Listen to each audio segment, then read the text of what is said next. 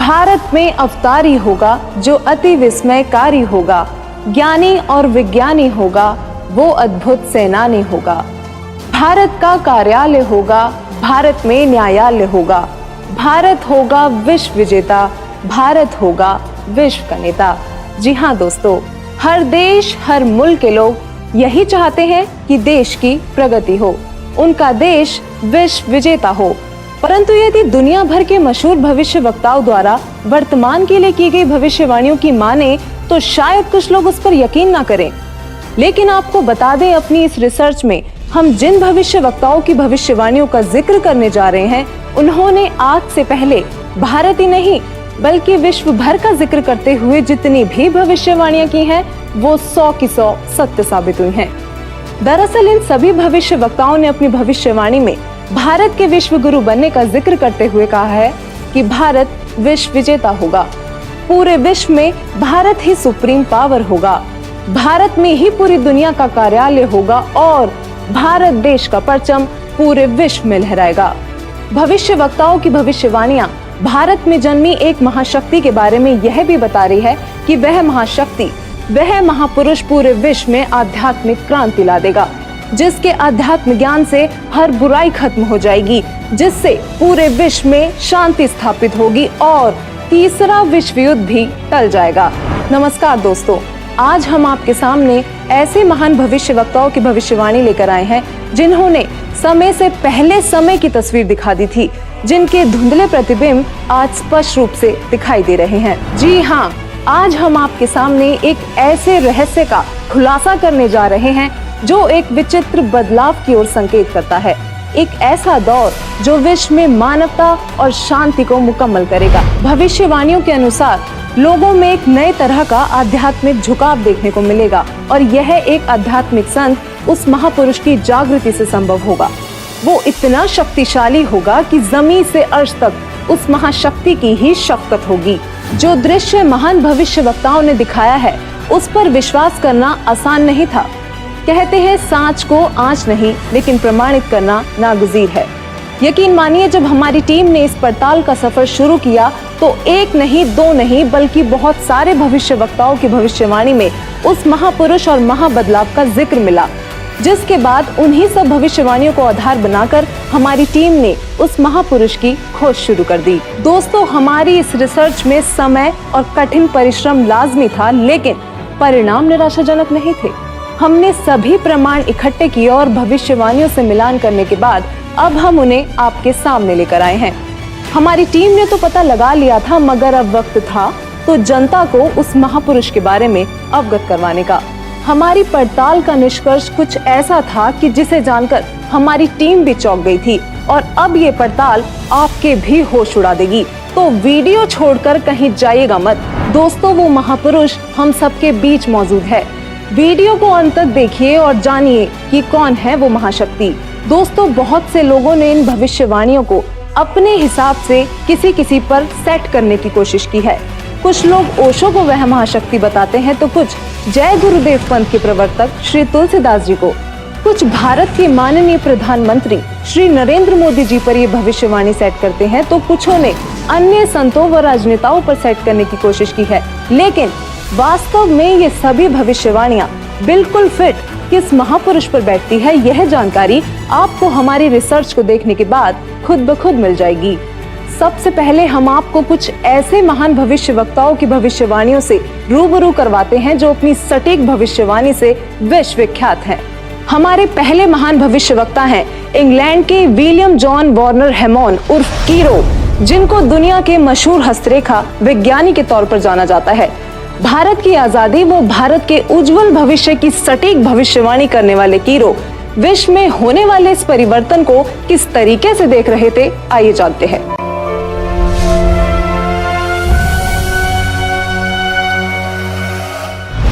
कीरो ने सन 1925 में लिखी पुस्तक में भविष्यवाणी की है 20वीं सदी अर्थात सन 2000 ईस्वी के उत्तरार्ध में जन्मा संत ही विश्व में नई सभ्यता लाएगा जो संपूर्ण विश्व में फैल जाएगी। भारत का वह एक व्यक्ति सारे संसार में ज्ञान की क्रांति ला देगा।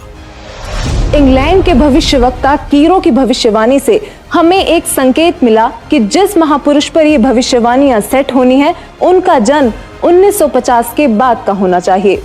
तो चलिए अब चलते हैं नॉर्वे के श्री आनंद आचार्य जी की भविष्यवाणी की ओर, जिन्होंने पूरे गर्व के साथ अपनी भविष्यवाणी में भारत का जिक्र किया है।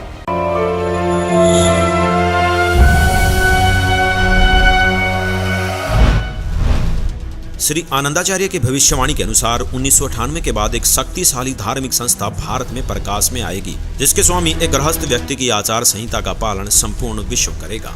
धीरे धीरे भारत औद्योगिक, धार्मिक और आर्थिक दृष्टि से विश्व का नेतृत्व करेगा और उसका आध्यात्मिक तत्वज्ञान ही पूरे विश्व को मान्य होगा। आनंद आचार्य जी की भविष्यवाणी से हमें एक और संकेत मिला कि वो महापुरुष गृहस्थी होगा।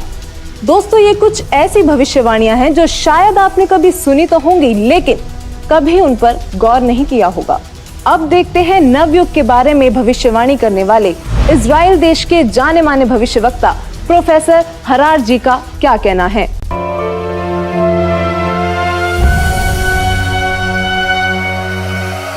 प्रोफेसर हरार। इजराइल के प्रोफेसर हरार के अनुसार भारत देश का एक दिव्य महापुरुष मानवतावादी विचारों से सन 2000 ईस्वी से पहले आध्यात्मिक क्रांति की जड़ें मजबूत कर लेगा। वह सारे विश्व को उनके विचार सुनने को बाध्य होना पड़ेगा। भारत के अधिकतर राज्यों में राष्ट्रपति शासन होगा, पर बाद में नेतृत्व धर्मनिष्ठ वीर लोगों पर होगा जो एक धार्मिक संगठन के आश्रित होंगे। अब बारी आती है फ्रांस के प्रसिद्ध भविष्यवक्ताओं की, जिनकी भविष्यवाणियां एकदम सटीक मानी जाती हैं। जो उन्होंने कह दिया वो पत्थर की लकीर हो गया। तो आइए देखते हैं कौन है ये भविष्यवक्ता और क्या थी इनकी भविष्यवाणियां। तो चलिए सबसे पहले बात करते हैं फ्रांस के महान भविष्यवक्ता डॉक्टर जूले वर्न की।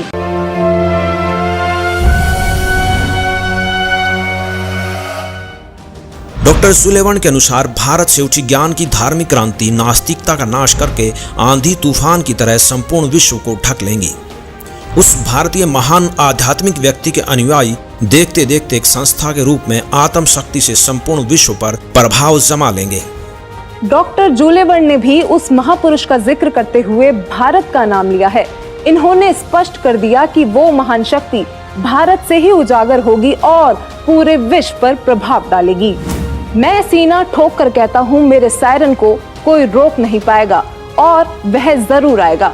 ऐसा कहना था महान भविष्यवक्ता मिशेल दी नॉस्ट्राडामस का, जो आज भी बहुत से लोगों के दिलों में अपनी जगह बनाए हुए हैं, जिनकी भविष्यवाणियों को आज तक कोई भी गलत सिद्ध नहीं कर पाया। उन्होंने जैसा कहा वही होता गया। नॉस्ट्राडामस ने अपनी भविष्यवाणी में होने वाले इस महान परिवर्तन की तफसील से व्याख्या की है। तो आइए देखते हैं क्या कुछ बताया उन्होंने अपनी भविष्यवाणी में।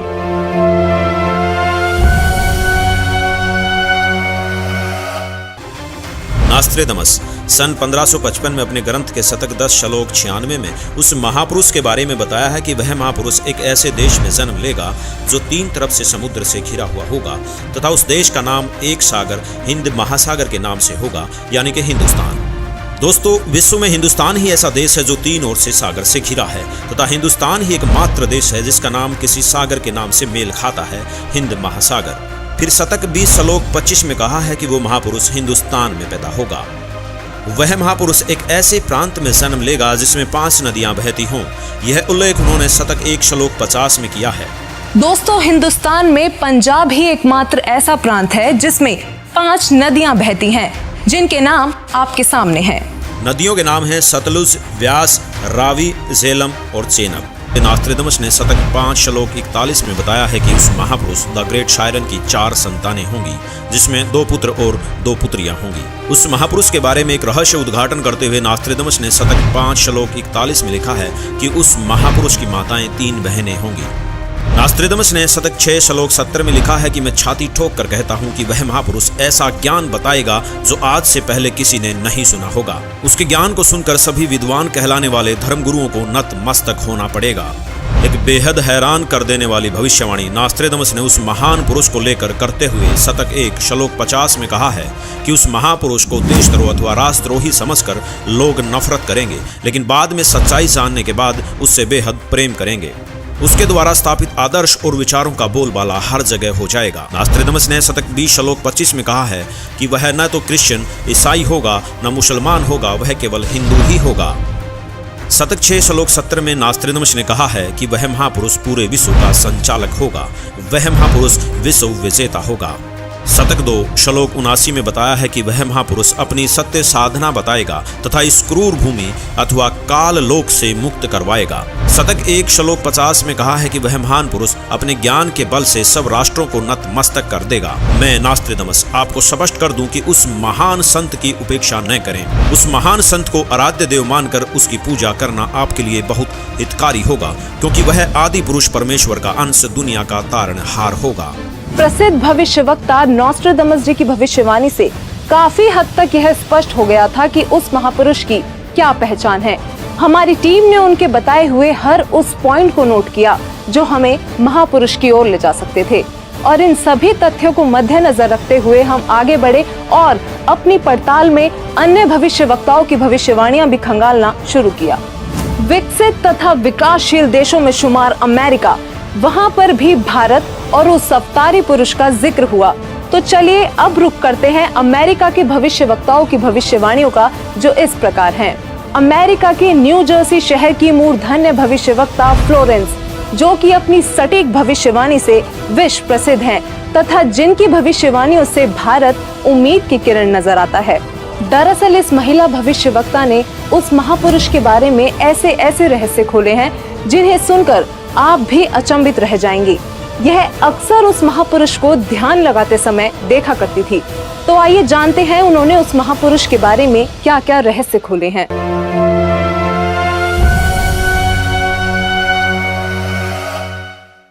भविष्यवक्ता फ्लोरेंस ने अपनी लिखी पुस्तक golden light of new era में 1960 में लिखा है कि जब मैं ध्यान लगाती हूँ तो अक्सर एक संत को देखती हूँ। उसके सिर पर सफेद बाल हैं, न दाढ़ी है न मूंछ, वह गौर वर्ण का है। उनके ललाट पर आकाश से एक नक्षत्र के प्रकाश की किरणें निरंतर बरसती रहती हैं। मैं देखती हूँ कि वह संत अपनी कल्याणकारी विचारधारा तथा अपने सच्चरित्र प्रबल अनुयायियों की शक्ति से संपूर्ण विश्व में नए ज्ञान का प्रकाश फैला रहे हैं। उनमें इतनी शक्ति है कि वह प्राकृतिक परिवर्तन भी कर सकते हैं।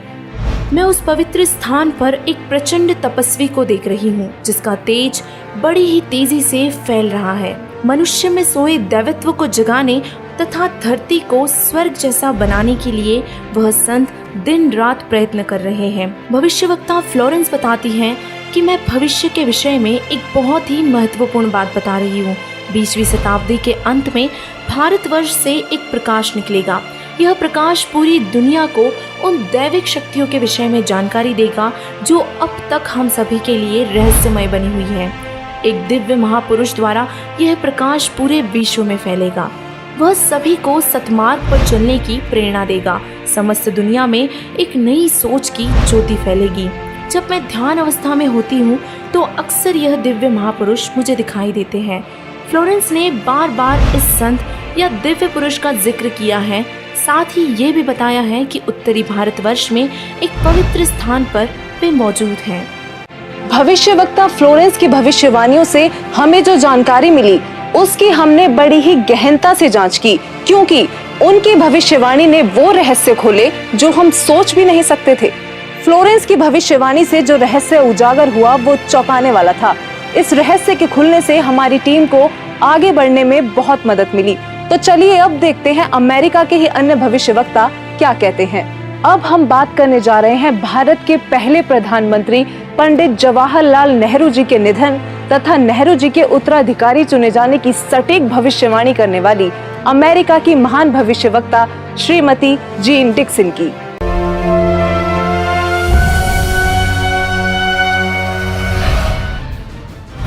अमेरिका की महिला भविष्यवक्ता जीन डिक्सन में भविष्य दर्शन की जबरदस्त प्रतिभा थी। उनके अनुसार 20वीं सदी के अंत से पहले विश्व में एक घोर हाहाकार तथा मानवता का संहार होगा। वैचारिक युद्ध के बाद आध्यात्मिकता पर आधारित एक नई सभ्यता संभवतः भारत के ग्रामीण परिवार के व्यक्ति के नेतृत्व में जमेगी और संसार से युद्ध को सदा सदा के लिए विदा कर देगी। जीन डिक्सन की भविष्यवाणी से हमें एक और संकेत मिला कि वो महापुरुष ग्रामीण परिवार से होगा जिसके अभिनेतृत्व में भारत भौतिक, आध्यात्मिक तथा राजनीतिक दृष्टि में तीव्रता से प्रगति करेगा। दोस्तों, अब हम उस महापुरुष के बेहद करीब थे, तो चलिए आगे बात करते हैं तीसरे विश्व युद्ध की भविष्यवाणी करने वाले अमेरिका के ही महान भविष्यवक्ता एंडरसन की, जिनकी भविष्यवाणियों ने रेखा अंकित प्रतिबिंब को प्रत्यक्ष कर दिया। आइए देखते हैं।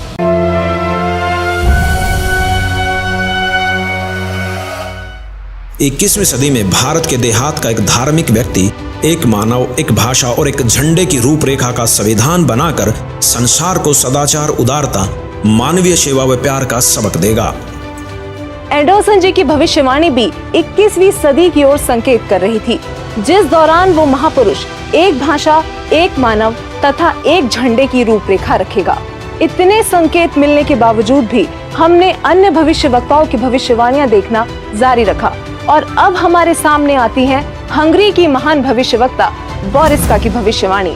बोरिस्का का नाम भी भविष्यवक्ताओं की सूची में अव्वल है, जो विकसित अनचेतना से संपूर्ण जगत की भूतकालीन तथा भावी गतिविधियों को देख पाने में सक्षम थी।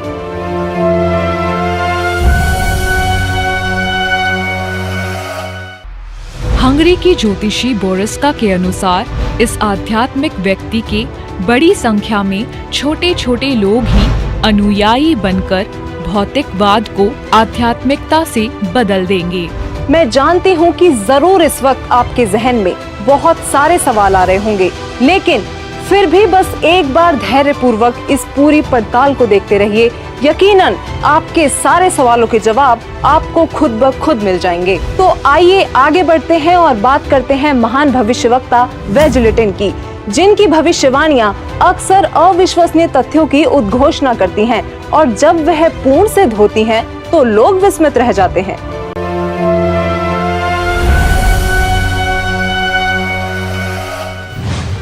श्री वेजलेटिन।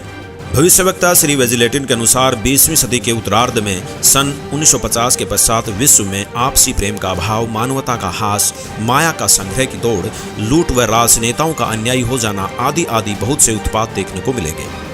परंतु भारत में उत्पन्न हुई शांति, भ्रातृत्व भाव पर आधारित नई सभ्यता संसार से देश, प्रांत और जाति की सीमाएं तोड़कर विश्व भर में अमन और चैन उत्पन्न करेंगी। भविष्यवक्ता वेजलेटिन ने अपनी भविष्यवाणी में आज की स्थिति का बखूबी जिक्र किया है। उन्होंने कहा है कि जहां लोगों में आपसी प्रेम का अभाव हो जाएगा, मानवता का ह्रास शुरू हो जाएगा, राजनेता अन्यायी हो जाएंगे और धन कमाने की दौड़ लगी होगी, पूरी दुनिया में अशांति का माहौल होगा, तब वह महापुरुष अपने आध्यात्मिक विचारों से शांति लाएगा। इस हाहाकार को मिटाने वाला महापुरुष बहुत ही जल्द पूरे विश्व में शांति लाएगा। दोस्तों, भविष्यवाणियों की पड़ताल का ये सफर हमारे लिए किसी चक्रव्यूह से कम नहीं था, लेकिन हमें यकीन था कि कहीं ना कहीं ये सफर हमें हमारी मंजिल तक जरूर पहुंचा देगा और ऐसा ही हुआ। क्योंकि वो महापुरुष भारत से है, तो विदेशों के इन सभी भविष्यवक्ताओं की भविष्यवाणियों से जो जो संकेत हमें मिलते गए, उन पर गौर करते हुए अब हम भारत के भी कुछ संतों की भविष्यवाणियों पर ध्यान देने लगे। तो चलिए सबसे पहले बात करते हैं सिख धर्म के गुरु श्री गुरु नानक देव जी की, जिनके बारे में हमें ज्यादा बताने की जरूरत नहीं, क्योंकि सब उनसे बखूबी परिचित हैं। उनकी पुस्तक जन्म साखी भाई बालेवाली में एक ऐसी भविष्यवाणी मिली है जो ये स्पष्ट करती है कि वो महापुरुष कौन होगा। तो आइए देखते हैं क्या है ये भविष्यवाणी।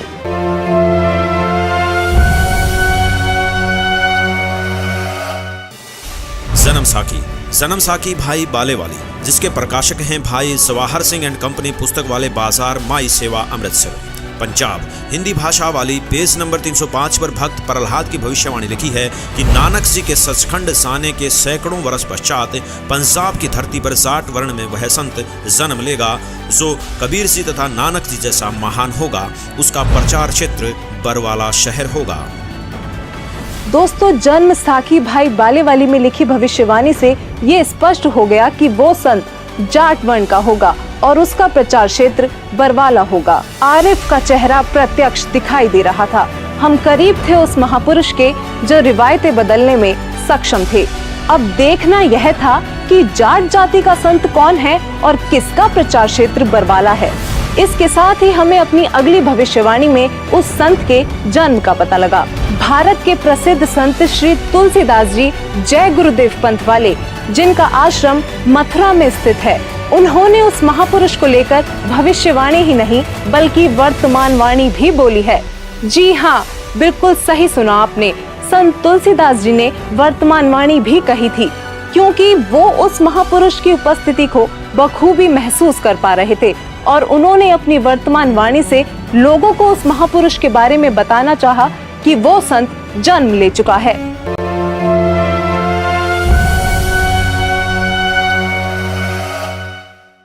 श्री तुलसीदास जी उर्फ जय गुरुदेव जी ने 7 सितंबर 1971 में भविष्यवाणी की थी, जो अपनी शाकाहारी पत्रिका में पेज नंबर 50 में लिखी है कि वह अवतार जिसकी लोग प्रतीक्षा कर रहे हैं वह 20 वर्ष का हो चुका है।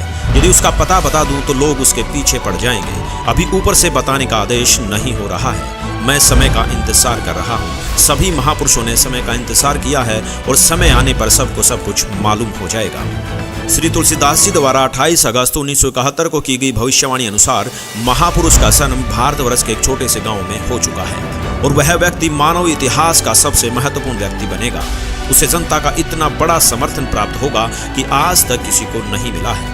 वह महापुरुष नए सिरे से विधान को बनाएगा और वह विश्व के संपूर्ण देशों पर लागू होगा। उसका एक झंडा होगा, उसकी एक भाषा होगी। शाकाहारी पत्रिका का उपरोक्त वर्णन पुस्तक जय गुरुदेव की अमृतवाणी भाग 2 के 50 तथा 59 पर लिखा है, जिसकी लेखिका हैं दिव्या शर्मा तथा मुद्रक हैं अर्जेंट प्रिंटिंग प्रेस, पुराना बस स्टैंड, मथुरा। इसके साथ ही एक और भविष्यवाणी बाबा जय गुरुदेव उर्फ तुलसीदास जी द्वारा 28 अगस्त 1971 को की गई थी, जो शाकाहारी पत्रिका पृष्ठ 59 में लिखी है। संत तुलसीदास जी ने अपनी वाणी में यह स्पष्ट रूप से बताया कि वो संत पृथ्वी पर मौजूद है और 7 सितंबर 1971 को वह पूरे 20 वर्ष का हो चुका है। राजस्थान के भविष्यवक्ता बाबा रामदेव को कौन नहीं जानता, इन्होंने तो कमाल ही कर दिखाया है।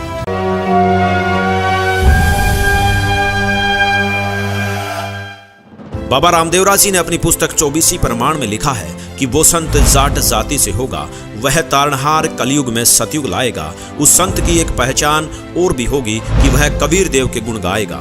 वो संत चारों वेदों के अनुसार ज्ञान बताएगा तथा सूक्ष्म वेद सारे ज्ञान का आधार होगा और वह तारणहार संत हरियाणा में होगा। दोस्तों, बाबा रामदेव जी ने भी अपनी भविष्यवाणी में ये संकेत दिए हैं कि वो संत जाट जाति से होगा, हरियाणा प्रदेश में जन्म लेगा, चारों वेद तथा सूक्ष्म वेद से ज्ञान बताकर कबीर देव के गुण गाएगा। दोस्तों, कलयुग में सतयुग जैसा माहौल देखने वाले योगी नारायण जी को शायद आप ज्यादा ना जानते हो, लेकिन दक्षिण भारत के इस भविष्यवक्ता ने ऐसी भविष्यवाणी की हैं जो आपको सोचने पर मजबूर कर देंगी।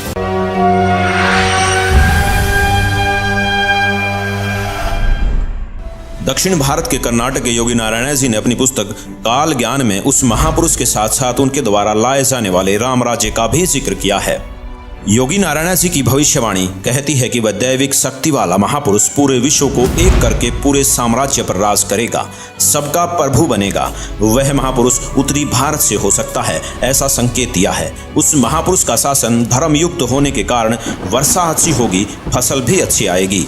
जनता आने वाले समय में ज्यादा पैसों के पीछे ना पड़कर और अपने समय को बर्बाद ना करके तत्वचिंतन, आत्म कल्याण व लोक कल्याण के कार्य में मगन रहेंगे। वो सदियों से ठीक ना होने वाली बीमारी को प्रारब्ध के पाप का फल बोलते हैं, लेकिन उसके द्वारा दिए गए तारक मंत्र से उनके साम्राज्य में आपको प्रारब्ध कर्म के पाप का फल नहीं भोगना होगा और किसी भी प्रकार के असाध्य रोग ठीक हो जाएंगे। वाणी नंबर 22 पेज नंबर 225। उसके आदेश से शराब, तंबाकू, गांजा और भी जितने नशीले पदार्थ हैं उनको खाना पीना तो दूर, हाथ लगाने को भी निषेध होगा। प्रजा में ऊंच नीच का कोई भी प्रश्न नहीं रहेगा। सभी आपस में प्यार से मिलजुल कर रहा करेंगे। कौम, जाति, धर्म के नाम पर झगड़ा कराने वाले स्वार्थी नहीं रहेंगे। वाणी नंबर 23 पेज नंबर 229। इससे पहले बताई गई भविष्यवाणी में लोक प्रभु बनने वाला वो महापुरुष ब्रह्म विद्या धुरंधर गुरु होगा, अध्यात्म का पूर्ण जानकार होगा, पर ब्रह्म को बड़े साहस पूर्वक ढंग से बताएगा कि पूर्ण परमात्मा ही पूजा के योग्य है, पूर्ण ब्रह्म की ही पूजा करनी चाहिए। वाणी नंबर 24 पेज नंबर 235-236। वह महापुरुष अपने अनुयायियों को रेचक कुंभक यानी श्वास के जरिए अजप अजाप मंत्र देकर भक्ति साधना कराएगा। इससे मन संयमित रहेगा, इंद्रियों पर विजय प्राप्त होगी, मनोलय यानी मन में शांति होगी, अष्टसिद्धि तत्व ज्ञान युक्त होकर जीव मोक्ष की ओर बढ़ेगा।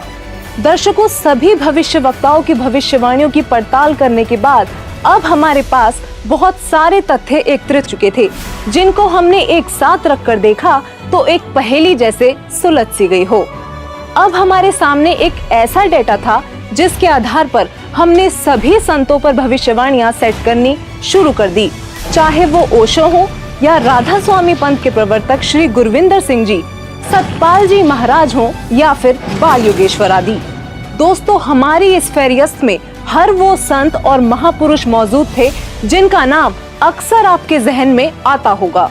आध्यात्मिक संत या महापुरुष ही नहीं, बल्कि हमने प्रधानमंत्री नरेंद्र मोदी जी जैसे राजनेताओं पर भी भविष्यवाणी को सेट करके देखा, लेकिन एक एक करके सभी संतों व राजनेताओं की छटनी होती चली गई और अंत में हमारे सामने थे एक ऐसे संत, एक ऐसे महापुरुष जिनके बारे में हमने सोचा तक नहीं था।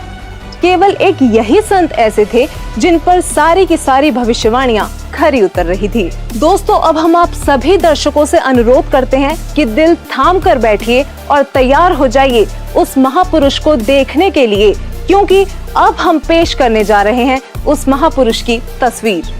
दोस्तों, वो संत कोई और नहीं बल्कि पूरी दुनिया में सब संत महंत गुरु आचार्यों शंकराचार्यों से हटकर सर्व धर्म ग्रंथों के आधार पर सद्भक्ति प्रदान करने वाले अद्वितीय महापुरुष जगत गुरु तत्वदर्शी संत रामपाल जी महाराज हैं।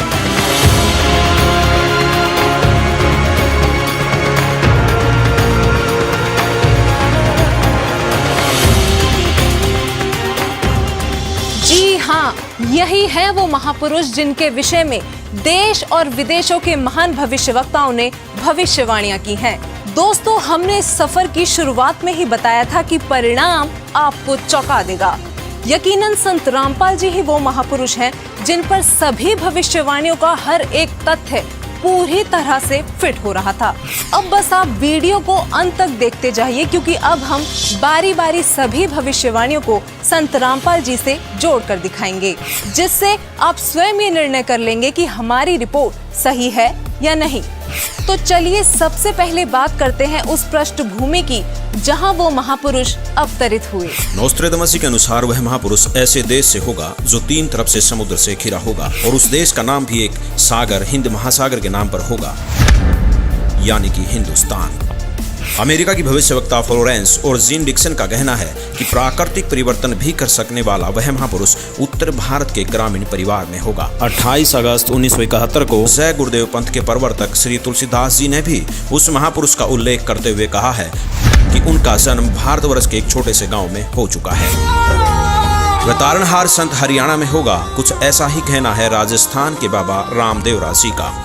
इसके अलावा इंग्लैंड के कीरो और फ्रांस के जुलेवन जैसे भविष्यवक्ताओं ने भी उस महाशक्ति के बारे में भारत में ही होने के संकेत किए हैं। संत रामपाल जी का जन्म उत्तर भारत के छोटे से गांव धनाना, जिला सोनीपत, हरियाणा, जो कि पहले पंजाब प्रांत था, वहां एक ग्रामीण परिवार में हुआ। इंग्लैंड के भविष्यवक्ता कीरो ने उस संत का जन्म 20वीं सदी के उत्तरार्ध में अर्थात सन 1950 के पश्चात 1951 में हुआ बताया है। तो वही श्री तुलसीदास जी और जय गुरुदेव जी ने भी 7 सितंबर 1971 की अपनी भविष्यवाणी में बताया है कि वह महापुरुष 20 वर्ष का हो चुका है। संत रामपाल जी का जन्म 8 सितंबर 1951 में यानी कि 20वीं शताब्दी के उत्तरार्ध में हुआ है और श्री तुलसीदास जी द्वारा की गई भविष्यवाणी के अनुसार 7 सितंबर 1971 को संत रामपाल जी पूरे 20 वर्ष के हो चुके थे। फ्रांस के महान भविष्यवक्ता नोस्ट्रेदामस के अनुसार वह महापुरुष न ईसाई होगा और न मुसलमान, वह केवल हिंदू ही होगा। और इसी भविष्यवाणी का समर्थन जन्म साकी भाई बालेवाली में भी किया गया है कि वह संत जाट वर्ण का होगा और उसका प्रचार क्षेत्र बरवाला है। बाबा रामदेवरा जी ने अपनी भविष्यवाणी में बताया है कि वह संत जाट जाति से होगा तथा चारों वेदों और सूक्ष्म वेद से ज्ञान बताकर कबीर देव के गुण गाएगा। यहाँ संत रामपाल जी ही विश्व में एकमात्र ऐसे संत हैं जो हिंदू धर्म में जाट जाति से बिलोंग करते हैं और जिनका प्रचार क्षेत्र भी सतलोक आश्रम बरवाला, जिला हिसार, हरियाणा रहा है। वो सभी धर्म ग्रंथों के आधार पर कबीर देव जी का गुणगान करते हैं। नोस्ट्रेदामस के अनुसार उस महापुरुष की 4 संतानें होंगी और उनकी माताएं 3 बहनें होंगी। यहाँ नॉर्वे के आनंदाचार्य जी ने भी यही बताया है कि वह महापुरुष एक गृहस्थ व्यक्ति होगा। ये भविष्यवाणी भी संत रामपाल जी पर पूरी तरह से खरी उतरती हैं। दरअसल संत रामपाल जी की माताएं 3 बहनें हैं। ये बात प्रमाणित करने के लिए पेश है आपके सामने संत रामपाल जी की माता जी का यह वीडियो। माता जी, क्या शुभ नाम है आप जी का? चंद्र देवी। माता जी, कौन से गांव से हैं आप? दमकन खेड़ी। माता जी, आप कितने भाई बहन हैं? 6 बहन भाई, 3 बहन 3 भाई। माता जी, आपकी जो 3 बहन हैं उनके क्या क्या नाम हैं? बड़ी लक्ष्मी, मेरा नाम चंद्र देवी, उसका है प्यारी। वहीं संत रामपाल जी महाराज जी की 4 संतानें, 2 पुत्र तथा 2 पुत्रियां भी हैं।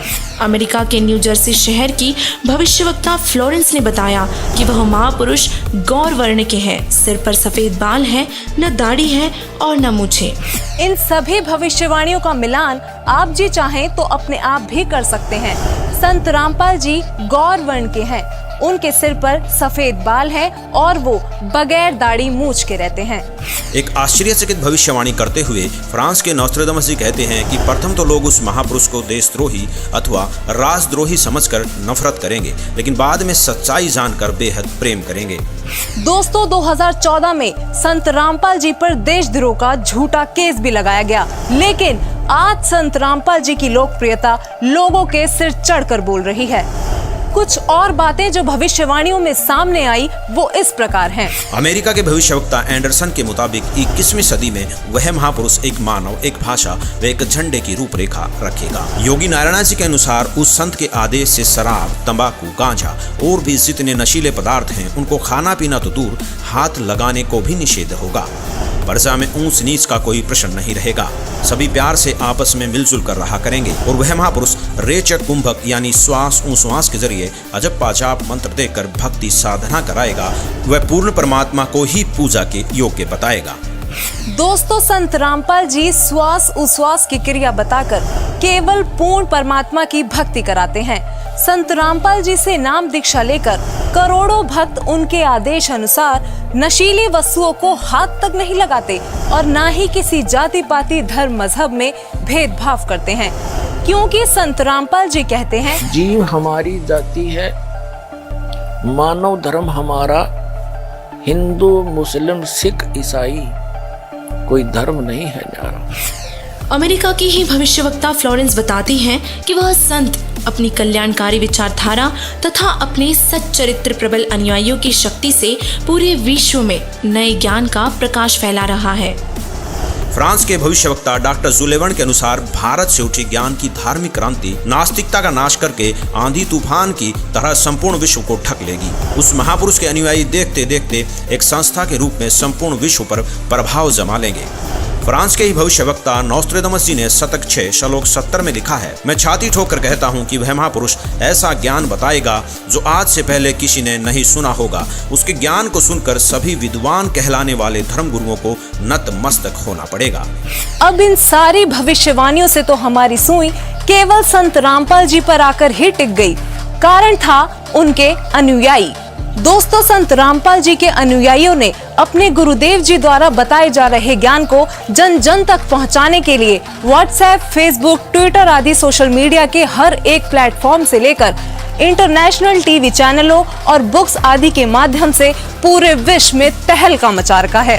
संत रामपाल जी ने अद्वितीय ज्ञान बताया है, जिसके आधार पर संत रामपाल जी की काफी धर्म गुरुओं, संतों, महंतों, आचार्यों, शंकराचार्यों के साथ आध्यात्मिक ज्ञान चर्चा हुई है, जिनको देखने के बाद हमें लगा कि भविष्यवाणियों के अनुसार केवल संत रामपाल जी ही वो संत हैं जिनके ज्ञान को सुनकर सभी विद्वान कहलाने वाले धर्म गुरुओं को एक ना एक दिन नतमस्तक होना ही पड़ेगा। ये सभी संत रामपाल जी के साथ हुई ज्ञान चर्चा में हारते प्रतीत हुए। तो आखिरकार ये अनसुलझी पहेलियां इतने सरल तरीके से सुलझ गईं कि संदेह की कोई गुंजाइश ही नहीं बची। वीडियो में कही गई एक एक बात सत्य है। यकीनन संत रामपाल जी ही वो महापुरुष हैं जो धरती को स्वर्ग बनाने के लिए दिन रात प्रयत्न कर रहे हैं।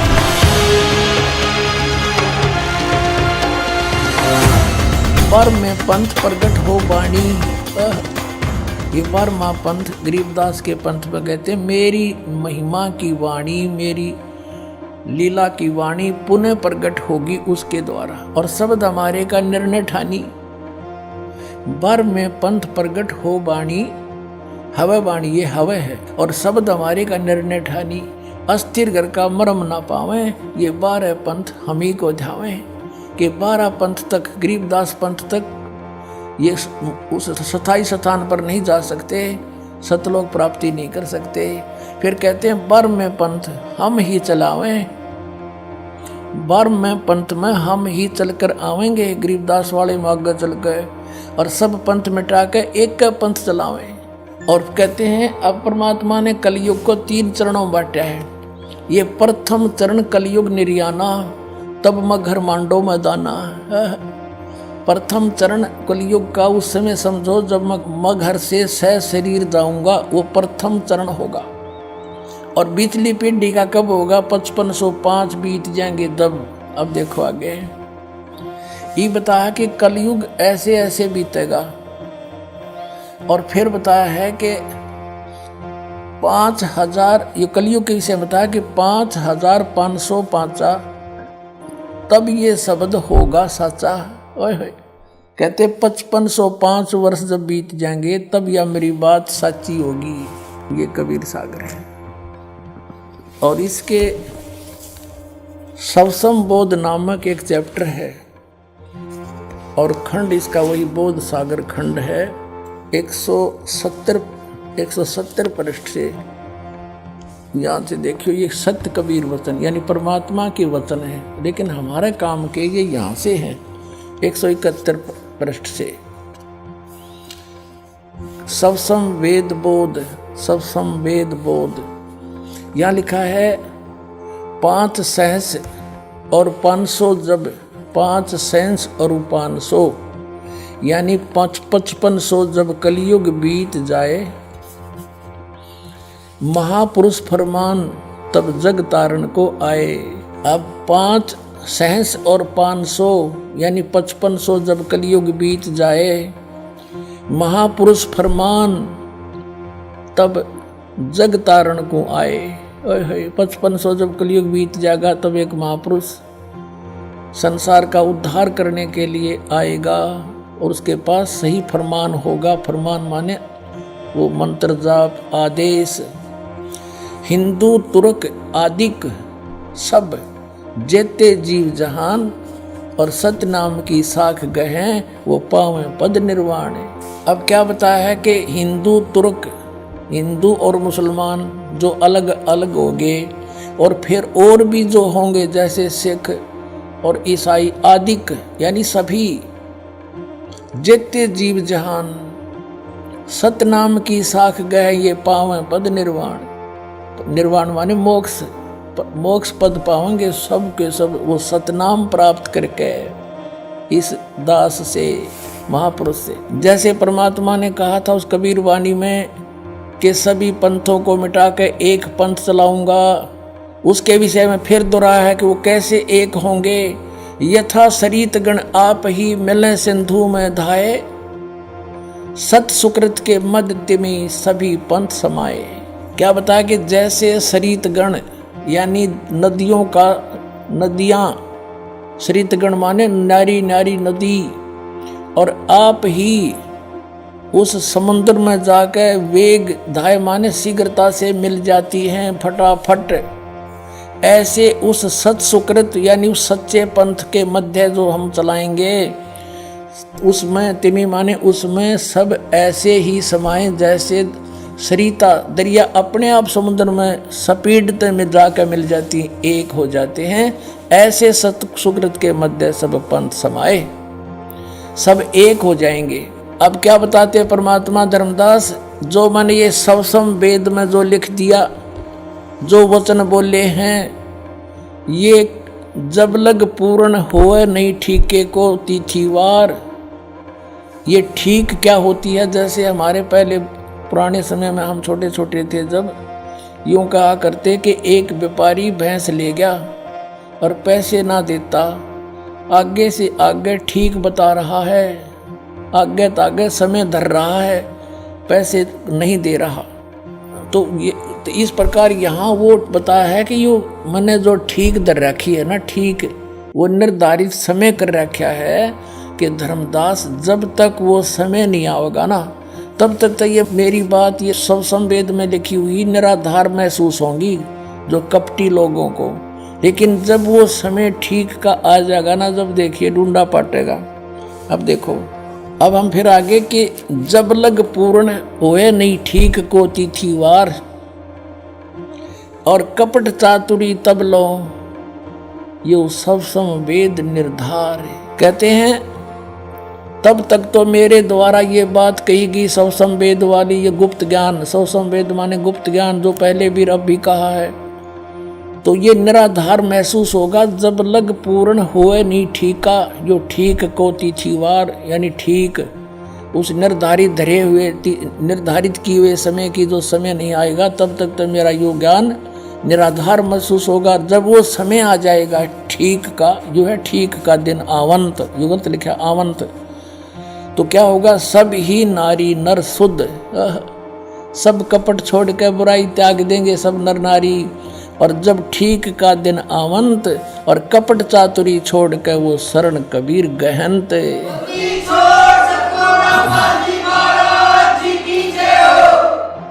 पूरे विश्व में लिखा परमात्मा ने कि सब एक हो जाएंगे। क्या लिखा है कि एक अनेक हव गए और पुनः अनेक हो एक, हंस चले सतलोक को सब सत नाम की टेक। एक से हम अनेक बना दिए काल ने, हिंदू नारे, मुसलमान अलग, सिख नारे, ईसाई अलग से और नरे धर्म बना दिए और ये मजहब पंथ गणे बना दिए।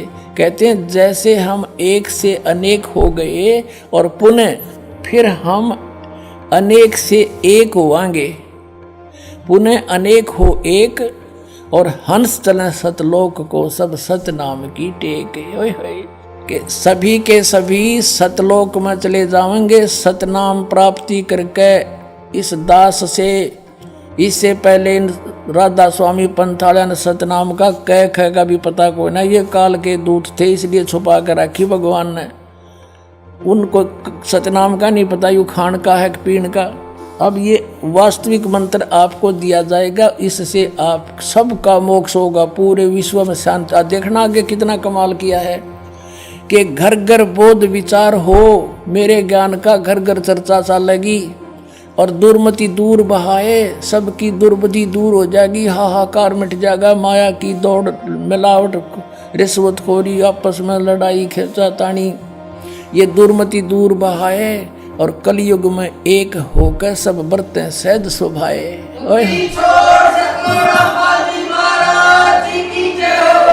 तो 2000 सन में 5508 वर्ष कलयुग बीत गया। अब हम पीछे चले 5505 निकालने के लिए। 1997 में 5505 कलयुग बीता, 1999 में 5507 हो गया और 1998 में 6 हो गया, 1997 में 5505 वर्ष कलयुग बीत गया। और उस समय इस दास को 1997 में 10 बजे इस शुक्ल फागुन की उत्तरते की एकम के दिन 1997 में दास को परमात्मा पुनः मिले थे। उसमें आदेश दे दिया था कि अब समय आ गया है इस सतनाम की को उजागर कर देने का, बेटा कर दे। और मुझसे कहा था कभी किसी को जिक्र ना करना कि मेरे मिलन का समय आने पर बता। लेकिन दास ने लिख दिया था एक पुस्तक में, अभी दिखाते हैं आपको, बहुत पहले। ये पुस्तक है आध्यात्मिक ज्ञान गंगा, ये सन 2009 से चल रही है। और 2005 में दास ने एक पुस्तक लिखी थी भक्ति और भगवान, उसमें भी लिख दिया था। अब देखना, ये आध्यात्मिक ज्ञान गंगा ये यहाँ अपने इस दास के द्वारा इसका सब सदग्रंथों के आधार से, इसके आधार से ये बनाई है। अब इसके पृष्ठ नंबर 538 पे ये है आध्यात्मिक ज्ञान गंगा और यथार्थ कबीर पंथ परिचय नामक विषय है। 538 पर यहाँ देखा, मुझ दास रामपाल दास को परमेश्वर कबीर साहिब जी संवत 2053 फाल्गुन मास शुक्ल पक्ष एकम मार्च 1997 को दिन के 10 बजे मिले थे। सार शब्द की वास्तविकता तथा संगत को दान करने का सही समय संकेत देकर अंतर्ध्यान हो गए थे और इसको अगले आदेश तक रहस्य युक्त रखने का आदेश दिया था। किसको? कि मैं मिला।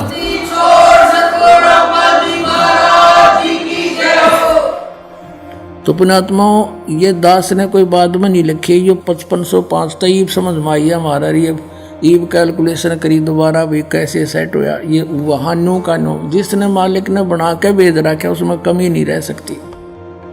ये दास उसी परमेश्वर का भेजा हुआ है आपके लिए।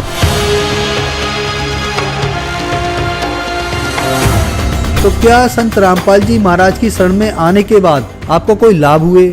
संत रामपाल जी महाराज जी की शरण में आने से हमारे जो माइंड में प्रॉब्लम रहती थी वो सही हुई और हमारी बेटी की जो निमोनिया थी वो भी ठीक हुई। हमारी आर्थिक स्थिति ठीक हो गई। मेरे हस्बैंड की जॉब नहीं होती थी, उनकी जॉब पहले पानीपत में लगी, कॉन्ट्रैक्ट पे लगे थे, 2-2.5 साल तक रहे। आज वो परमानेंट जॉब पे करनाल में लगे हैं। आशीर्वाद मात्र से मेरे गले में जो कैंसर की गांठें थी वो बिल्कुल ठीक हो गई और मेरे दिल में छेद था वो भी संत रामपाल जी महाराज के आशीर्वाद मात्र से ही बिल्कुल ठीक हूँ मैं। छोटी मोटी बीमारी थी तो परमात्मा की दया से शरण में आने से संत रामपाल जी महाराज जी के वो भी बिल्कुल दूर हो गई छोटी मोटी बीमारी जो थी। सदगुरु रामपाल जी महाराज की कृपा से यहाँ आने के बाद में ये नशा पता सब मेरा छूट गया, जबकि इतने कोशिश करने के बावजूद मैं नशे से एक पल भी दूर नहीं रहने पा रहा था। पहले बहुत नशे करता था, दारू गांजा भांग शराब जितने भी हैं टोटल नशे दास किया करता था। संत रामपाल जी की शरण में आने से पहले सबसे पहले तो मुझे एक लाभ हो गया, नशे छूट गए। कैंसर की बीमारी बिना ऑपरेशन बिना कुछ दवा के संत रामपाल जी महाराज जी ने चरणामृत प्रसाद दिया और आशीर्वाद दिया और भक्ति ज्ञान दिया और उसके बाद मैं तंदुरुस्त हूँ और दिन में अपना सब कुछ खाता हूँ, मुझे कोई समस्या नहीं है। सबसे बड़े लाभ ये हुआ है कि मेरे पापा जी हैं जिनको डायबिटीज़ बहुत ज़्यादा ही रहती थी कि 500 से नीचे उतरने वाली डायबिटीज़ आज एकदम नॉर्मल है। गुरुदेव संत रामपाल जी महाराज से नाम दीक्षा लेने के बाद सदगुरुदेव जी ने ऐसे दया करी कि जिस दिन मैंने नाम दीक्षा ली उसी दिन 5 साल से यानी रोटी नहीं खाई थी, लेकिन उसी दिन मैंने 4-5 रोटी खाई और मेरा जलन का रोग समाप्त होने लगा। संत रामपाल जी महाराज से नाम दीक्षा लेने के बाद मेरा कैंसर का रोग बिल्कुल ठीक हो गया, मैं बिल्कुल स्वस्थ हो गया। जो कबीर जी हैं वो पूर्ण परमात्मा हैं और सतगुरु रामपाल जी महाराज जी हैं वो कबीर परमात्मा के खुद अवतार हैं, इस धरती पे आए हुए हैं। उन्होंने ही सब रजा की है, उनकी ही दया से हमें सारे लाभ हुए हैं। जब मैं दोबारा गई पीजीआई, फिर वहाँ टेस्ट हुए तो सारे टेस्ट क्लियर हो गए। अब जो मेरी प्रॉब्लम थी तीसरे स्टेज पे थी, वो मेरा कैंसर खत्म हो गया। हिंदी छोड़ सतगुरु रामपाल जी महाराज की शरण में जाने के बाद मैं आज कोई भी फ्रूट है, कुछ भी है, चाहे डस्ट है, मेरे को वो बिल्कुल इफेक्ट नहीं करती है। I can eat everything, I can go anywhere, मैं कुछ भी मतलब आज करने में सक्षम हूँ। जब उस डॉक्टर से मेरी बात हुई तो डॉक्टर ने कहा ये तो सच में आपके गुरुजी का ही चमत्कार है संत रामपाल जी महाराज का, जो ये ठीक होगा, नहीं तो कैंसर पेशेंट कभी बचता नहीं है इस कंडीशन में। इतना खतरनाक इनको पॉइजन फैल चुका था, पूरा नसों में भर चुका था। उन नसों से ऑटोमेटिकली पॉइजन गायब होना, ये सबसे बड़ा चमत्कार ही है परमात्मा का। और जब से मैं संत रामपाल जी महाराज की शरण में आई हूँ, मेरा 1 रुपया नहीं गया। आज 4 साल हो रहे हैं लगभग, मैंने कोई दवा भी नहीं खाई है, कोई भी नहीं। इवन मुझे सर्दी खांसी और बुखार भी नहीं होता। जगत गुरु तत्वदर्शी संत रामपाल जी महाराज जी के इस महान मिशन को सफल बनाने के लिए करोड़ों लोग उनके साथ जुड़ रहे हैं। हमारी टीम का भी आप सभी से यही अनुरोध है कि दुनिया में महापुरुष कभी कभार ही आते हैं, इसलिए आप भी संत रामपाल जी महाराज जी के सत्संग सुनिए और शीघ्र अतिशीघ्र उनसे जुड़कर नाम दीक्षा लेकर अपना व अपने प्रियजनों का कल्याण करवाएं। धन्यवाद।